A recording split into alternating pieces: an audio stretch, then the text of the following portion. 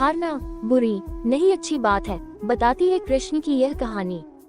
Semifinal match में Bharat England के हाथों हार गया। इस पर तमाम भारतीय क्रिकेट प्रेमी टीम को कोस रहे हैं और अपनी भड़ास निकाल रहे हैं। ऐसे में भगवान कृष्ण का जीवन चरित्र सहज ही याद हो आता है। मथुरा की एक कैद में माता देवकी के गर्भ से जन्मे कृष्ण ने अपने आचरण से मानव जाति के सामने कई ऐसे उदाहरण रखे जो जीने की राह दिखाते हैं। ऐसा ही एक उदाहरण है उनके रणछोड़ बनने का। जी हाँ, एक बार कृष्ण भी युद्ध को बीच में ही छोड़कर मैदान से भाग गए थे, फिर भी शत्रु का वध हुआ और हजारों निर्दोष नागरिकों की सुरक्षा हुई।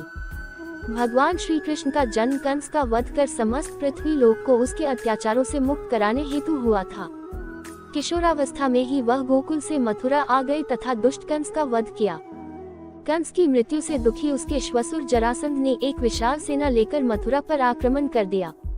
इस आक्रमण में उसके साथ शिशुपाल और काल्यवन जैसे शक्तिशाली राजा भी शामिल थे।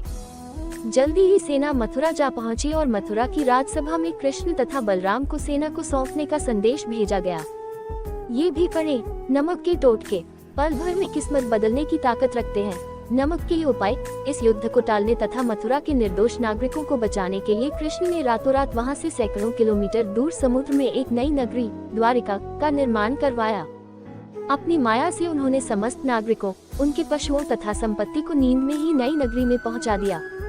अगले दिन सूर्योदय के समय कृष्ण तथा बलराम जरासंध की सेना के सामने जा पहुंचे और उसे लड़ने के लिए चुनौती दी। जैसे ही जरासंध और दूसरे राजाओं ने कृष्ण को मारने के लिए शस्त्र उठाए, दोनों भाई भागने लगे।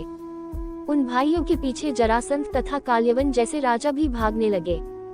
कुछ ही देर में दोनों भाई बहुत आगे निकल गए और उनके पीछे केवल मात्र काल्यवन रह गया। उसे देवताओं ने वरदान दिया था कि उसकी हत्या किसी अस्त्र या शस्त्र से नहीं होगी। ऐसे में वह निर्भीक था और लगातार कृष्ण का पीछा करते करते एक गुफा में जा पहुंचा।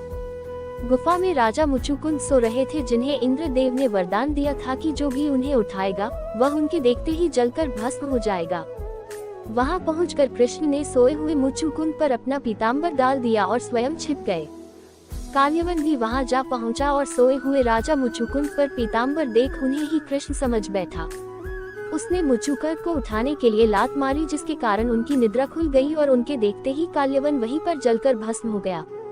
तत्पश्चात कृष्ण ने राजा मुचुकुंद को अपने चतुर्भुज स्वरूप में दर्शन दिए और उन्हें मोक्ष पाने का वरदान दिया।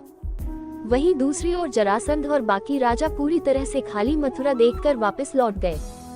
कृष्ण चाहते तो स्वयं भी काल्यवन और अन्य अधर्मी राजाओं का वध कर सकते थे, परंतु देवताओं के दिए वरदान का मान रखने के लिए ही उन्होंने काल्यवन को राजा मुचुकुंद के हाथों मरवाया। इसी तरह बाद में जरासंध का वध पांडु पुत्र भीम के हाथों करवा कर भूतरा का भार कम किया। इस कहानी के बाद कृष्ण के नाम के साथ हमेशा के लिए रणछोड़ जोड़ दिया। कृष्ण की इस कहानी से सीख मिलती है कि अनावश्यक ताकत का प्रदर्शन नहीं कर बुद्धिबल से काम लेना चाहिए। इस तरह हम अपनी शक्ति को खर्च होने से रोक सकते हैं और बड़े से बड़े संकट का भी सामना कर सकते हैं। डिस्क्लेमर, यहाँ दी गई जानकारी ज्योतिष के ज्ञान पर आधारित है तथा केवल सूचना के लिए दी जा रही है। अगर आपको मेरी यह कहानी अच्छी लगी हो तो प्लीज मेरे चैनल को सब्सक्राइब, लाइक और शेयर कर देना और बेल आइकन को प्रेस कर देना। धन्यवाद।